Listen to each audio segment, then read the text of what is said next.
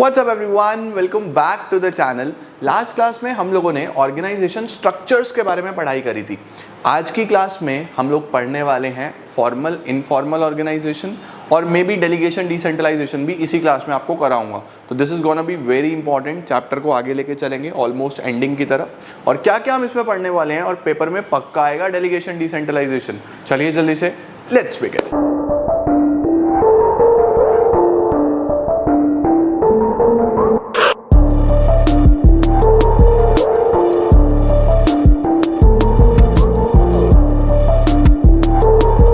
तो जो सबसे पहला टॉपिक है जो हम आज पढ़ने वाले हैं वो है फॉर्मल ऑर्गेनाइजेशन और इनफॉर्मल ऑर्गेनाइजेशन। अब देखो, फॉर्मल और इनफॉर्मल में क्या फ़र्क है। फॉर्मल ऑर्गेनाइजेशन एक ऐसी ऑर्गेनाइजेशन है जिसमें रूल्स, जिसमें सुपीरियर सबऑर्डिनेट रिलेशनशिप, जिसमें एवरीथिंग बहुत क्लियर है, बहुत डेफिनेट है और सबको बहुत क्लैरिटी के साथ बताई गई है कि भाई आपका ये रोल है, आपको ये करना है, आपको इतनी बात करनी है, ये आपका सुपीरियर है, ये आपका सबऑर्डिनेट है। तो सब कुछ वेल डिफाइंड है और बहुत प्लान्ड वे में ऑर्गेनाइजेशन बनाई गई है। ऐसे प्रॉपर ऑर्गेनाइजेशन को हम लोग बोलते हैं फॉर्मल ऑर्गेनाइजेशन। तो what is a formal organisation? It is a planned, structured, designed by the management. याद रखना, ये मैनेजमेंट डिजाइन करता है। Which represent officially establish pattern of relationships. Individual की क्या रिलेशनशिप्स होंगी आपस में, ये रिश्ता क्या कहलाता है। ग्रुप्स की क्या रिलेशनशिप्स होंगी, सेक्शंस, यूनिट्स, डिपार्टमेंट्स, ये सब बहुत वेल डिफाइंड मैनर में होंगे और क्लियर होंगे। ठीक है, अब इसके कैरेक्टरिस्टिक्स देखो, यहां से आपको ज्यादा अच्छे से समझ में आएगा। It is based on division of labour, काम बांट के चलना। ठीक है, forming a superior subordinate relationship, कौन सुपीरियर होगा, कौन सबऑर्डिनेट होगा। In formal organisation unity of command is followed, follow करा जाता है unity of command. Unity of command का मतलब सुपीरियर जो है वो ऑर्डर दे रहा होगा और बाकी सब उसको फॉलो कर रहे होंगे। It is prepared only for accomplishment of goals. Here the relationships among members are fully professional. यहाँ पे जो रिश्ते होते हैं ये प्रोफेशनल रिश्ते होते हैं, अनप्रोफेशनल या पर्सनल रिश्ते नहीं होते। ठीक है, कि मैं ऑर्गेनाइजेशन में जाऊंगा तो मैं सिर्फ काम की बात करूंगा, मैं ये नहीं पूछूंगा कि आपके घर में सब्जी क्या बनी है आज। मैं सिर्फ ये पूछूंगा कि मेरी जिम्मेदारी क्या है, मुझे आज काम क्या करना है, ना कि मैं ये पूछूंगा कि आज आपने ब्रेकफास्ट में क्या खाया। समझ रहे हो? तो जहां पे भी पर्सनल बातचीत हो रही है वो इनफॉर्मल होता है। ओके, इसके बाद क्या आ रहा है, here delegation flows from top to bottom. Delegation का मतलब सर, डेलीगेशन का मतलब ये समझ लो कि जो पावर्स हैं वो ऊपर से नीचे ट्रांसफर करी जा सकती हैं। ऊपर वाला ऑर्डर देगा नीचे वाले को, नीचे वाले को मानना पड़ेगा। ठीक है, एडवांटेजेस देखो क्या होंगे। सबसे बड़ा एडवांटेज क्या है, रिस्पॉन्सिबिलिटीज फिक्स्ड है। रिस्पॉन्सिबिलिटीज फिक्स्ड है, मुझे पता है कि मेरा क्या रोल है, मेरी ऑर्गेनाइजेशन में क्या इंपॉर्टेंस है और अगर मैं अच्छे से काम नहीं करूंगा तो क्या होगा। तो सबसे पहले तो रिस्पॉन्सिबिलिटीज आर फिक्स्ड। दूसरा, यूनिटी ऑफ कमांड, सबको पता है कि बॉस कौन है और बॉस की बात सबको माननी पड़ेगी। क्या लिखा है, A formal organization makes more use of official channel of command and communication। उससे एक superior subordinate relationship बनता है और चीज़ें बहुत अच्छे से चलती हैं। Third is more emphasis on work। Formal में जो importance है वो किस पे रखी जाती है, किसको दी जाती है। More emphasis is given to work only। सिर्फ काम पे ध्यान दिया जाएगा, बाकी चीज़ों पे ध्यान नहीं दिया जाएगा। Formal organisation structure lays more emphasis on work than interpersonal relations. आपके पर्सनल रिश्तों से इसको कोई लेना देना नहीं है। ऑर्गेनाइजेशन में आपकी दोस्ती हुई है या नहीं है उसको, इससे कोई मतलब नहीं है, काम प्रॉपर होना चाहिए। It provide stability. स्टेबिलिटी का मतलब होता है कि पॉलिसी, प्रोसीजर, रूल्स काफ़ी क्लैरिफाइड होते हैं, तो एक स्टेबल ऑर्गेनाइजेशन की तरह चलता है, इसमें गड़बड़ नहीं होते, घपले नहीं होते। डिसएडवांटेजेस क्या होंगे सर इसके, डिले होगा वर्क में, काम धीरे धीरे होगा तो काफ़ी डिले हो सकता है। इग्नोर्स ह्यूमन एलिमेंट, ये इंसान की अपनी पर्सनल नीड्स को इग्नोर करता है। देखो, अगर हम इंसान हैं, हमें अगर कोई बात करने को नहीं मिलेगा तो हम ऑर्गेनाइजेशन में काम नहीं कर सकते, हमें कोई ना कोई चाहिए। अब फॉर एग्जांपल कोई चिंटू है, वो घर से अपनी वाइफ से मार खा के आ रहा है। अब जब वाइफ से मार खा के आएगा तो ऑर्गेनाइजेशन में आके किसी को तो अपना दुख बताएगा कि भाई आज 4 चप्पल पड़ी, आज ये प्रॉब्लम हुई। तो उस सिनेरियो में भाई साहब बताने के लिए तो कोई चाहिए। तो फॉर्मल बोलता है हमें नहीं पता, काम की बात करो, एक्स्ट्रा बात नहीं चलेगी। ठीक है, formal organisation places more emphasis on structure and work. It ignores the importance of interpersonal relations. ठीक है, and lack of initiative. Lack of initiative का क्या मतलब है सर, मतलब ये है कि यहाँ पे कोई कुछ नया करने की ट्राई नहीं करता। क्यों नहीं करता? क्योंकि पहले से ही सब कुछ डिफाइंड होता है कि कौन बॉस है, जो बॉस ने कह दिया वो सबको सुननी पड़ेगी, तो अपना कोई दिमाग चलाता ही नहीं है। इनिशिएटिव नहीं देखने को मिलता है यहाँ पे। ठीक है, ये आपको लिख के आना है। अब हम आगे चलते हैं। अब आ गई इनफॉर्मल ऑर्गेनाइजेशन। इनफॉर्मल का मतलब क्या है यार? इनफॉर्मल तुम समझ ही गए। इनफॉर्मल ऑर्गेनाइजेशन में हम काम की बात नहीं करते, ये खुद बन जाता है। जैसा फॉर एग्जांपल फॉर्मल तो बनाया गया था भाई, हमारी ऑर्गेनाइजेशन में रूल्स रेगुलेशन सब वेल डिफाइंड है, सब कुछ बहुत वेल डिफाइंड है। अब जैसे सपोज ये वीडियो शूट करनी है, तो ये वीडियो शूट हमारे अंकुर भैया कराते हैं। अब अंकुर भैया अगर वीडियो शूट कराएंगे तो मैं उनसे काम की बात करूंगा तो वो फॉर्मल है ना। अब फॉर्मल से ही धीरे धीरे अंकुर भैया आए पहली बार, फिर मिले, फिर बातचीत होने लगी, तो फिर एक रिश्ता बन गया। वो इनफॉर्मल हमने बनाया नहीं, खुद बन गया। तो फॉर्मल से ही इनफॉर्मल निकल के आता है। अब सपोज अंकुर भैया आए और मैंने कहा अंकुर भैया चलो जल्दी जल्दी से कैमरा सेट कर लो, बच्चों के लिए वीडियोस बनानी है और बढ़िया बढ़िया वीडियोस बनानी है। तो कैमरे की काम की बात कर रहा हूँ फॉर्मल। और अब मैं अंकुर भैया से पूछ रहा हूँ, और अंकुर भैया समोसे कितने खाए? 2 खाए, 3 खाए, कितने समोसे खा के आए ये तो बता दो, मेरे लिए भी एक ले आना अंकुर भैया समोसा। ये इनफॉर्मल बात हो रही है, समझ गए? तो इनफॉर्मल क्या है? The network of relationship between individuals in the organisation is based on interest, personal attitude, कौन कितने एटीट्यूड दिखा रहा है, किसको क्या बात कर रहा है, इमोशंस, प्रिजुडिस, लाइक्स, कोई किसी को अच्छा लगता है, कोई किसी को अच्छा नहीं लगता भाई, सीधी सी बात है, dislikes, physical location, similarities, interaction से एक सोशल रिलेशनशिप बनता है। और इस रिलेशनशिप के नेटवर्क को हम लोग क्या बोलते हैं? Informal organisation. समझे? क्या कैरेक्टरिस्टिक्स होंगी? ये इनडेफिनिट है और इसका कोई स्ट्रक्चर नहीं होता, कुछ भी हो सकता है, इसको बनाया नहीं गया, कैसे भी आप बातचीत किसी से भी कर सकते हो। ये एक नेटवर्क ऑफ पर्सनल रिलेशंस है, इसका काम से कोई लेना देना नहीं है, ये पर्सन टू पर्सन जुड़ा हुआ रिश्ता है। It has its own rules and regulations, अपने ही रूल्स और रेगुलेशंस होते हैं इसमें।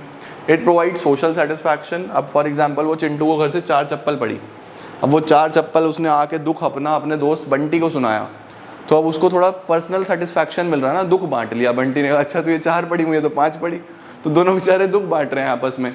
तो यहाँ पे क्या हो रहा है? एक सोशल सेटिस्फैक्शन मिल रहा है दोनों को। Informal organisation arises spontaneously, spontaneous है, कभी भी बन जाता है। It is based on attitude, emotion, likes and dislikes. चलो इसका सबसे पहले एडवांटेज देखो, फास्ट कम्युनिकेशन। सबसे पहले मैसेज होता है दोस्त को, हाँ भाई आज होमवर्क करा नहीं करा, आज स्कूल जाना नहीं जाना। वो इनफॉर्मल है कि आज दोस्त सारे स्कूल की छुट्टी मारेंगे तो मैं भी छुट्टी मारूंगा, मैं भी नहीं जाता, मैसेज कर दूंगा। तो ये एक फास्ट कम्युनिकेशन का वे है। फॉर्मल में तो मेल करूंगा, रिक्वेस्ट करूंगा, प्लीज़ लिखूंगा, कुछ ऐसा लिखूंगा, तो वो फास्ट कम्युनिकेशन उसमें नहीं होता। इसमें कम्युनिकेशन फास्ट है। Fulfil social needs. Fulfil social needs का मतलब ये आपकी सोशल, सामाजिक नीड्स को पूरा करता है, साइकोलॉजिकल सेटिस्फैक्शन देता है और इसका ऑर्गेनाइजेशन से कोई मतलब नहीं है। फीडबैक प्रॉपर मिलता है, बिल्कुल प्रॉपर फीडबैक मिलता है भाई। तुम दोस्ती में एक दूसरे से प्रॉपर फीडबैक लोगे तो सही ही मिलेगा, समझ रहे हो? उसके बाद helps in achieving organisational objectives. अब अगर एम्प्लॉयज़ हैप्पी हैं, वो थोड़ा बहुत एक दूसरे से बात कर लेते हैं, दुख सुख बांट लेते हैं, तो उस सिनेरियो में एम्प्लॉयज़ खुश होंगे तो वो काम भी अच्छा करेंगे, तो आपका गोल भी अचीव होगा। तो थोड़ा सा इनफॉर्मल होना भी ज़रूरी है। डीमेरिट्स क्या होते हैं? Spread of rumours. क्या नुकसान है? कई बार झूठी बातें फैल जाती हैं। अब फॉर एग्जांपल अंकुर भैया ने समोसे खाए नहीं आज और मैंने पूरे ऑर्गेनाइजेशन में कह दिया अंकुर भैया ने 4 समोसे खाए और किसी से नहीं पूछा, र्यूमर फैल जाएगा, एकदम से स्प्रेड हो जाएगा। तो अंकुर भैया बेचारे मारे गए, समोसे खाए भी नहीं आज और बदनाम हो गए, 4 समोसे खा रहे एक बारी में, बताओ गड़बड़ हो गई ना। तो स्प्रेड ऑफ र्यूमर्स हो जाता है इसमें। No systematic working. इसका कोई सिस्टमैटिक वर्किंग नहीं है, बस पर्सनल सेटिस्फैक्शन है, जिसको जहाँ जिससे बात करनी है करो यार, मजा लो। Resistance to change.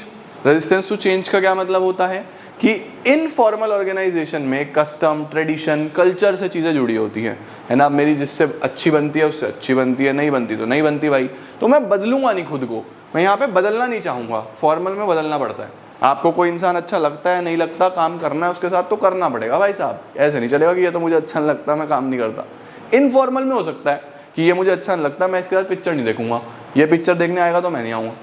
वो इनफॉर्मल में तो चल सकता है, फॉर्मल में ये चीज़ नहीं चलती। ठीक है जी। अब देखो फॉर्मल इनफॉर्मल में क्या डिफरेंस होगा। सबसे पहले मीनिंग, ये खुद बनाया जाता है और ये म्यूचुअल रिलेशन से बन जाता है। उसके बाद फॉर्मेशन, फॉर्मल क्रिएट करी जाएगी, इनफॉर्मल स्पॉन्टेनियसली फॉर्मल से ही निकल आएगा। पर्पस क्या है? ऑर्गेनाइजेशन गोल अचीव करना। पर्पस क्या है? इंडिविजुअल नीड्स पूरी करना। बिहेवियर ऑफ मेंबर्स, यहाँ पे रूल्स और रेगुलेशन से चलता है, इधर ऐसा कोई भी रूल्स रेगुलेशंस नहीं है। उसके बाद स्ट्रक्चर, वेल डिफाइंड स्ट्रक्चर होता है, ये ह्यूमन इमोशंस पे होता है तो इसका कोई ऐसा स्ट्रक्चर नहीं है। फ्लो ऑफ कम्युनिकेशन यहाँ पे डिफाइंड होता है कि ऊपर से नीचे या नीचे से ऊपर, यहाँ पे ऐसा कोई डिफाइंड नहीं है, कोई जिससे जहाँ मन करे वहाँ बात करे। लीडरशिप यहाँ पे क्या होता है, मैनेजर्स और लीडर्स सारे वेल डिफाइंड होते हैं, पता होता है कौन किसका बॉस है। यहाँ पे हो भी सकते हैं नहीं भी, मैनेजर्स को लीडर बनाया जा सकता है, हो सकता है नहीं बनाया जाए, ग्रुप चूज करेगा यहाँ पे। सूटेबिलिटी, ये बेसिकली ज़्यादा स्टेबल है, ये टेम्परेरी है, इतना स्टेबल नहीं है। रूल्स एंड रेगुलेशंस, यहाँ पे रूल्स रेगुलेशंस फॉलो करने पड़ते हैं, यहाँ ऐसे कोई रूल्स रेगुलेशंस नहीं होते। Flow of authority, flow of authority यहाँ पे डिफाइंड होती है, यहाँ पे ऐसा कोई फ्लो ऑफ अथॉरिटी नहीं है जैसे सबको बराबर बराबर माना जाता है। तो ये था हमारे पास बच्चों फॉर्मल और इनफॉर्मल ऑर्गेनाइजेशन, जो आपको पता होना चाहिए। यहाँ पे प्लीज़ फॉर्मल और इनफॉर्मल कर लेना, ये स्ट्रक्चर नहीं है, ये फॉर्मल और इनफॉर्मल की बात हो रही है, ठीक है। यहाँ पे फॉर्मल इनफॉर्मल ही था, ये बाय मिस्टेक यहाँ पे फंक्शनल डिविजनल हो गया होगा, इसको फॉर्मल इनफॉर्मल ही कर लेना, इसका स्क्रीनशॉट लो। अब चलते हैं हम लोग नेक्स्ट टॉपिक की ओर। अब जो दूसरा टॉपिक हम पढ़ेंगे वो है delegation of authority. What is delegation of authority sir? Delegation of authority का मतलब सीधा सीधा से बात है, सबसे पहले अथॉरिटी का मतलब समझो। अथॉरिटी का मतलब होता है पावर टू टेक डिसीजंस। जैसे सपोज मुझे अथॉरिटी है कि मैं आपको पढ़ा रहा हूँ, अब मैं प्यार से भी पढ़ा सकता हूँ, मैं ऑफलाइन पढ़ोगे तो बिठा के डांट के भी पढ़ा सकता हूँ, तो मेरे पास अथॉरिटी है कि मैं किस तरीके से पढ़ाऊँगा, है ना। अब डेलीगेशन का मतलब समझो। What is delegation? डेलीगेशन होता है कि कोई भी इंडिविजुअल हो, any person, no matter how capable he is, चाहे वो कितना ही कैपेबल क्यों ना हो, क्या वो अकेला सब कुछ कर सकता है? मैं अपनी ऑर्गेनाइजेशन की बात करूं, क्या मैं सब कुछ कि मैं अपनी ऑर्गेनाइजेशन को मार्केट भी खुद ही करूं, सेल्स भी खुद देखूं, मैं पढ़ाऊं भी खुद ही, मैं उसके अलावा फाइनेंस भी खुद संभालूं, सब कुछ मैं ही करूं? भाई मैं नहीं कर सकता ना। एक इंसान चाहे कितना ही पावरफुल, कितना ही इंटेलिजेंट, कितना ही समझदार क्यों ना हो, वो सब कुछ अकेला नहीं कर सकता। उसको अपने अनइम्पॉर्टेंट टास्क, जितने भी अनइम्पॉर्टेंट टास्क हैं, वो फर्दर किसी और को देने पड़ते हैं कि प्लीज़ मुझे इस काम में मदद करो, है ना। जैसे आप बैंक्स में देखोगे मैनेजर, असिस्टेंट मैनेजर, इसी तरीके से गवर्नमेंट जॉब्स में हर चीज़ के ऊपर, हर डिपार्टमेंट में एक सुपीरियर होता है और उसका एक सबऑर्डिनेट होता है जो उसकी मदद कर रहा होता है। जो सुपीरियर होता है उसने अपना कुछ काम उसको दिया होता है, इसी को डेलीगेशन बोलते हैं। What is delegation? Delegation refers to the process where manager share his authority यानी कि power and work with his subordinate, उसी के subordinate के साथ। It is important as it enables any manager to use his or her time on priority activities। अब जो manager है वो हाई प्रायोरिटी एक्टिविटीज़ पे अपना समय लगा सकता है और सबऑर्डिनेट को बोल सकता है कि यार तू ये प्लीज़ मेरा काम कर दे, मैं अपना समय थोड़ा कहीं और लगा रहा हूँ, है ना। क्या होगा जी? In simple words, delegation refers to downward transfer of authority from a superior to a subordinate. Delegation of authority merely means granting of authority to subordinate to operate within the prescribed limits। ठीक है, क्या elements होंगे delegation के? 3 elements होते हैं बेटा जी। Authority, जिसका मतलब मैंने आपको बता ही दिया, power to take decisions. Responsibility, responsibility सब समझते हैं, जिम्मेदारी। जब अथॉरिटी ट्रांसफर करी जाएगी तो अथॉरिटी के साथ जिम्मेदारी भी आएगी, है ना। पावर है अगर मेरे पास कि बच्चे को कैसे भी पढ़ाओ, तो जिम्मेदारी भी तो है कि अच्छे से पढ़ाओ, है ना। और अकाउंटेबिलिटी का क्या मतलब होता है? आंसरेबिलिटी, भाई जवाब तो देना पड़ेगा। अगर मैं अच्छा पढ़ाऊंगा, बच्चे के अच्छे नंबर आएंगे तो मुझे अप्रिसिएशन मिलेगा, बुरा पढ़ाऊंगा तो मुझे बताना पड़ेगा कि भाई साहब क्यों कमी रह गई, है ना। तो ये होता है authority, responsibility and accountability, 3 elements होते हैं। सबसे पहले अथॉरिटी की बात करते हैं। अब ये देखो, ये जो 2 लोग हैं, ओडोनेल और कून्स, इन्होंने अलग अलग डेफिनेशन दी है, तो आप लोग बेसिकली कोई दिक्कत नहीं है, डेफिनेशन कोई भी समझ सकते हो, बड़ी आसानी से आप डायरेक्टली लिख सकते हो। Authority is the power to command others, यानी कि आप दूसरे को कमांड कर रहे हो, इस पावर को ही अथॉरिटी बोलते हैं। और not to act in a manner deemed by possessor of authority to further enterprise और departmental purpose. Basically authority, power to take decisions, आपके पास पावर है, आप डिसीजन मेकिंग करोगे एक ऑर्गेनाइजेशन में। इसमें 3 एलिमेंट्स होते हैं, power to use discretions and make decisions, the right to compel for obedience, सामने वाले को आपकी बात माननी पड़ेगी। Power to influence the behaviour of the subordinate, आप सामने वाले के एक्शंस को इन्फ्लुएंस कर सकते हो। क्या कैरेक्टरिस्टिक्स होंगे अथॉरिटी के? अथॉरिटी क्या होगा? It is the power of the superior to command others, ठीक है। Authority make sure that orders are properly obeyed, आपके ऑर्डर्स अच्छे से माने जाएं, पावर है। Authority is use by manager to achieve the goals को अचीव करने के लिए। It is restricted by rules and regulations. जो अथॉरिटी है वो अनलिमिटेड नहीं होती, काफ़ी लिमिटेड रहती है as per rules and regulations. इसके बाद रिस्पॉन्सिबिलिटी क्या है? What is responsibility? It may be defined as obligation of subordinate to properly perform the duties. जो भी ड्यूटीज आपको दी गई हैं वो आपको प्रॉपरली पूरी करनी पड़ेगी, इसी को हम जिम्मेदारी रिस्पॉन्सिबिलिटी बोलते हैं। It arises from superior subordinate relationship. Thus responsibility flows upward, that is subordinate will always be responsible to the superior.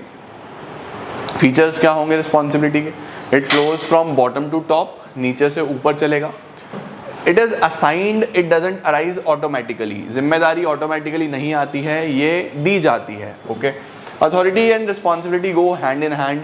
ये तो फ्योल ने भी बोला था कि अथॉरिटी और रिस्पॉन्सिबिलिटी दोनों एक साथ होनी चाहिए। एंड रिस्पॉन्सिबिलिटी में be confined to a specific task. जो रिस्पॉन्सिबिलिटी है वो एक टास्क से रिलेटेड होती है। अब अकाउंटेबिलिटी की बात कर लेते हैं। What is accountability? अकाउंटेबिलिटी का मतलब होता है आंसरेबल होना, जवाबदेही होना। मतलब कि अगर मुझे कोई टारगेट दिया गया है और मैं पूरा नहीं कर रहा हूँ तो मुझे जवाब देना पड़ेगा, मैं क्यों नहीं कर पाया। मुझे बोला गया था 20% सेल बढ़नी चाहिए, मैं नहीं बढ़ा पाया, तो रीज़न दो क्यों नहीं बढ़ी। This is accountability. Accountability means to be responsible or answerable for providing the explanation for the final outcome. Once the authority has been delegated and responsibility accepted, one cannot deny accountability. ठीक है जी। Accountability should not be confused with responsibility. Accountability को responsibility के साथ confusion मत रखना। Responsibility जिम्मेदारी है और accountability जवाबदेही है, answerability है। ठीक है। अकाउंटेबिलिटी के फीचर्स, फ्लोज अपवर्ड, नीचे वाला ऊपर वाले को जवाब देगा। It can not be delegated, आप किसी और को नहीं बोल सकते कि प्लीज़ मैं टारगेट क्यों नहीं पूरा कर पाया, कोई और बताए, ऐसा नहीं हो सकता। स्टैंडर्ड्स आर लेड डाउन, अच्छे से स्टैंडर्ड्स ले डाउन करे जाते हैं। Accountability is determined to the extent of delegation. जितना डेलीगेशन है उस हिसाब से अकाउंटेबिलिटी डिटरमाइन करी जाती है कि जितनी अथॉरिटी आपको दी गई है, जितने पावर्स दिए गए हैं, उस हिसाब से आपको जवाब देना है यार, है ना। Subordinate has to be accountable to the superior. Subordinate किसको अकाउंटेबल होगा? अपने सुपीरियर को अकाउंटेबल होगा। अब ये डिफरेंस आप एक बार पढ़ोगे आज, इस डिफरेंस को आप रीड करोगे, अथॉरिटी, रिस्पॉन्सिबिलिटी, अकाउंटेबिलिटी, इसको अच्छे से एक बार देख लेना, मीनिंग देख लेना। डेलीगेशन, पावर डेलीगेट होती है, ये डेलीगेट नहीं हो सकता, पूरा नहीं हो सकता जिम्मेदारी डेलीगेट, और अकाउंटेबिलिटी तो डेलीगेट हो ही नहीं सकती। ओरिजिन क्या है, फ्लो ऑफ डायरेक्शन क्या है, एसेंस क्या है, इसको एक बार पढ़ो। इसके बाद इसमें जो भी प्रॉब्लम आती है मुझे कमेंट सेक्शन में बताना। अगली क्लास में मैं यहाँ से शुरू करूँगा और एक टॉपिक बचा है बस, डेलीगेशन की इंपॉर्टेंस और सेंट्रलाइजेशन, डिसेंट्रलाइजेशन। तो हमारा चैप्टर ऑर्गेनाइजिंग भी समाप्त हो जाएगा, फिर हम फटाफट से अगले चैप्टर्स कर लेंगे। तो आज के लिए इतना ही। जो उम्मीद है आपको टॉपिक समझ में आया होगा। कोई प्रॉब्लम आती है तो let me know in comment section, उसके बाद हम चीज़ें आगे बढ़ाते हैं। Thank you so much everyone, till then keep growing and keep glowing.